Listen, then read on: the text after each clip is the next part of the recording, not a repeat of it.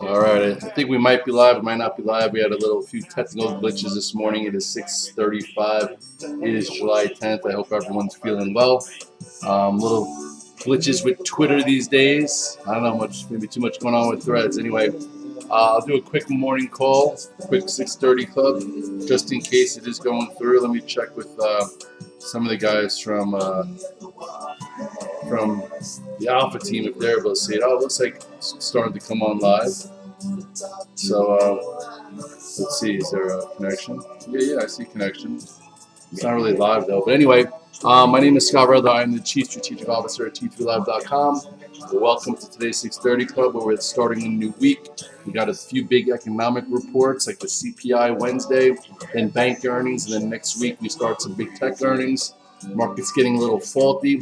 You know, Friday afternoon, all of a sudden, boom, we had a sell program that put a few topping tails in the SPYs, the Qs, and a few names to, give everyone a little bit of a brushback pitch again, as, we saw that earlier in the week also. So there are some times when you need to be a little bit more careful. Sometimes where I'm like, hey, market's got to prove to me that, we could have risk on. So with that being said, I don't have 8, 12, 14 positions like I did for a lot of the active sequence we had since right around May.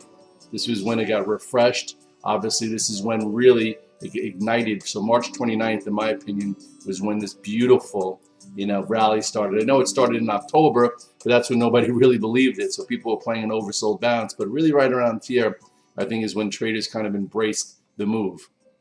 So let's fast forward to where we are now. This was, remember that little 3-day perch? And then you had the gap down, okay, which stopped a lot of us out because we thought, hey, maybe this gap would hold, and it didn't. So it filled that gap, and then all I know is on Friday, traded above the prior high, filled that gap, and now it's getting a little wishy-washy. So this is gone now. No more gaps, okay? All we have now is points of references and some ranges. At this point, the SPYs did close below the 8-day moving average on Friday, which isn't the end of the world. But, if you reduce some risk maybe this morning, you'll have a way to rebuy back verse spots if it's going to hold in there. This is 437, which is the low from, I believe, last Thursday. And then your 21 days moving up a little bit, closer to 435. We've been above this 21-day moving average pretty much since, since May 25th. So it's been about 6 weeks, okay? And this was below it for a day. So if you want to keep going back even further, really since May 5th, we've been pretty much above the 21-day. So at this point, playing with the 8-day, still above the 21-day. Will this turn into an upper channel, to just navigate as we go through earnings season? We shall see. At this point, what are the SPYs doing? The SPYs are, down 80 cents off the lows, which is right here. So 437.75 above this spot right here, but below Friday's low of 438.30. So if you put in 438.30, the way the market would relieve some pressure this morning early is if it takes back 438.30, and then that would be kind of the pack and fill type process, which sometimes take place, and then a lot of individual action happens during earnings season. So this is what we have right now. This is how it looks. A little bit of erraticness in there, not as methodical as just trending up above the 8-day now. We'll see.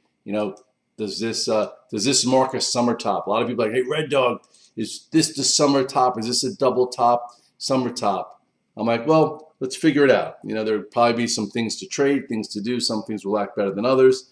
Can't just generalize everything. Let me see one more time, make sure we're working here. I'm not just talking to myself.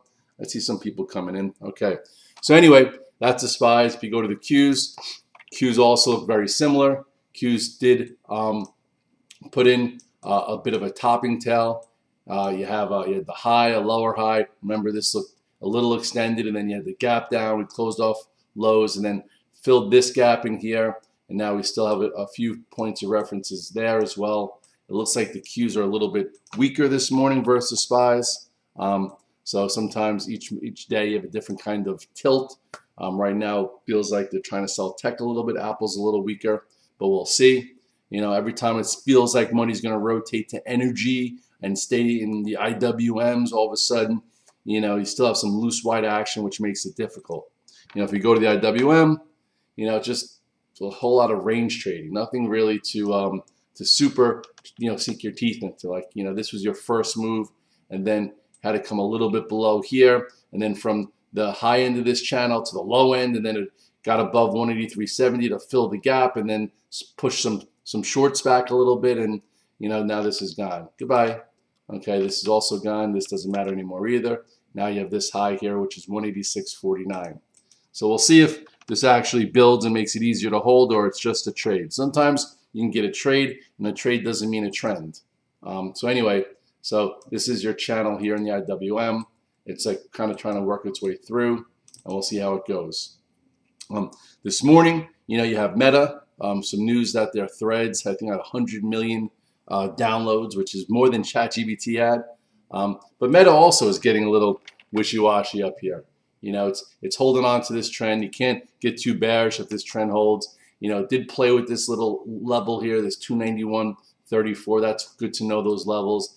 Held the 8-day, which it's pretty much been holding the 8-day for multiple months. If you want to just take a closer look here, some people can't get too bearish now if we hold Friday's low. So holding Friday's low keeps us intact. This is 288.66.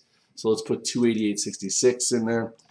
288.66. What a nice trend. What a nice trade. A lot of people made a lot of money, in the active trading community, trading, Meta, which has been great.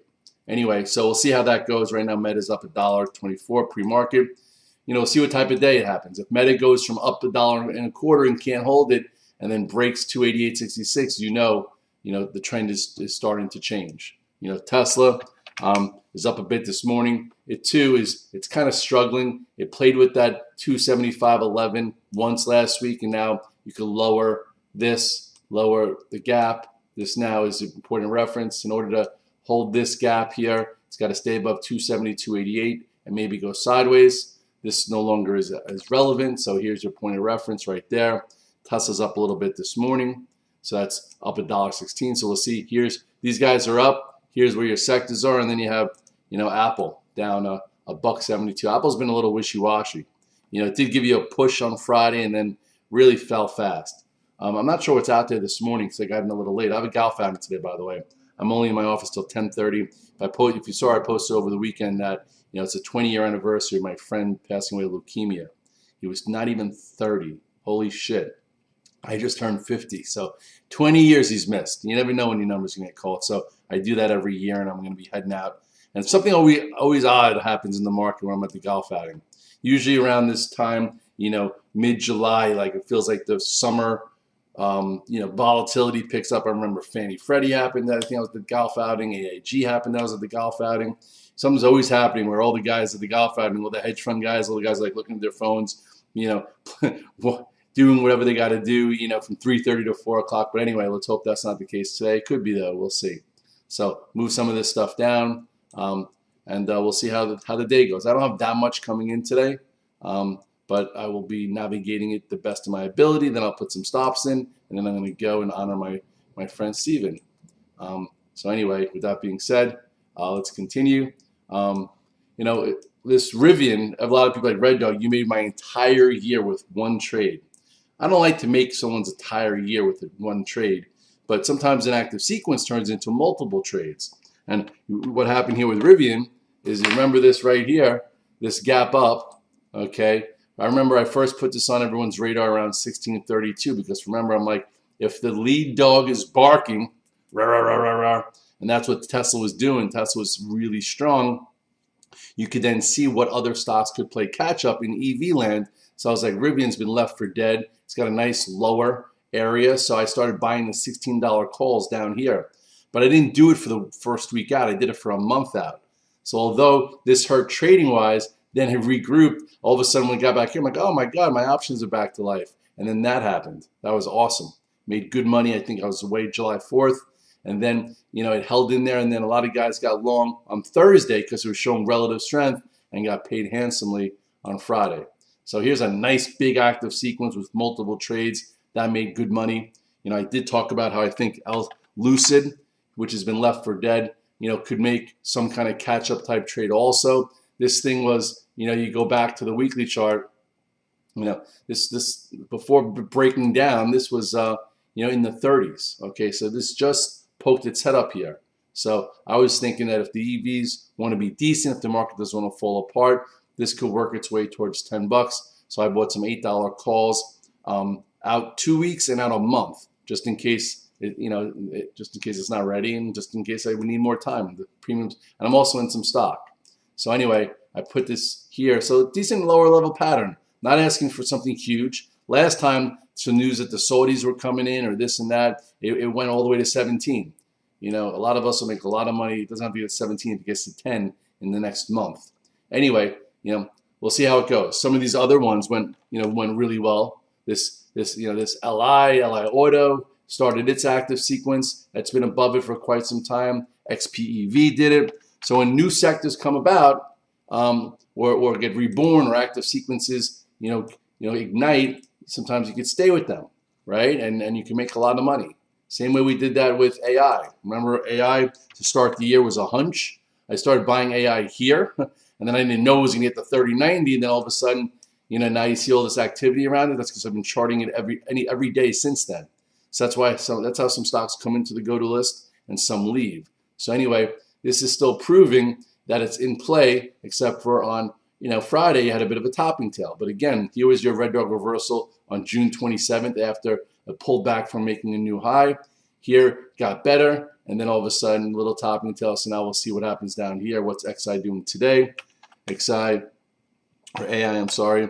It's up 70 cents. So it's still hanging around, which is good, because as long as AI hangs around, and makes a higher high over weeks or months, you can get some of the smaller AI stocks to wake up where there's some speculation. And although I don't love playing the small names that ignite and go, but it's fun when something trades 300% or 500% its average volume, in a day, it ignites and it takes them home, and then the next day it's up nicely and you get paid and you do a day and a quarter trade.